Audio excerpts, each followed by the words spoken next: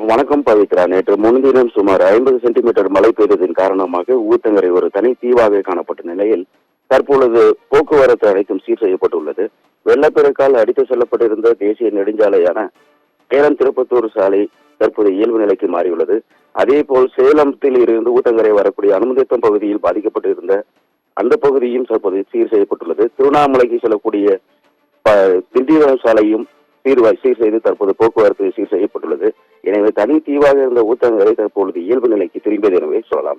மேலும் பாதிக்கப்பட்ட பகுதியில் இருந்து 12 வாகனங்கள் மீட்கப்பட்டுள்ளது. தற்பொழுது வெள்ள நீர் வடிந்து வரும் காரணத்தினால் அங்கு இருக்கக்கூடிய வாகனங்களின் எண்ணிக்கை என்ன என்று இன்னும் சற்று நேரத்தில் தெரிய வரும். எத்தனை வாகனங்கள் வெள்ளத்தில் அடித்துச் செல்லப்பட்டது என்ற உண்மையான தகவல் இன்னும் சற்று நேரத்தில் வெளிவரும். அதே போல் அண்ணா நகர் பகுதியில் பாதிக்கப்பட்டிருந்த மழை வெள்ளம் சற்று குறைய தொடங்கியுள்ளது. இருப்பினும் தாழ்வான பகுதியில் இருக்கக்கூடிய வீடுகளில் இன்னும் நீர் சூழ்ந்த வள்ளமாக காணப்படுகிறது. தனித்தீவாக காணப்பட்டிருந்த ஊத்தங்கரை தற்போது இயல்பு நிலைக்கு மாறியுள்ளது என்பது தெரிய வந்துள்ளது. மேலும் இன்றைய தினம் அமைச்சர் முத்துசாமி மற்றும் மாவட்ட ஆட்சியர் சாய் அவர்கள் வெள்ளம் சேதப்பட்ட பகுதிகளில் ஆய்வு மேற்கொள்ள உள்ளனர். பவித்ரா.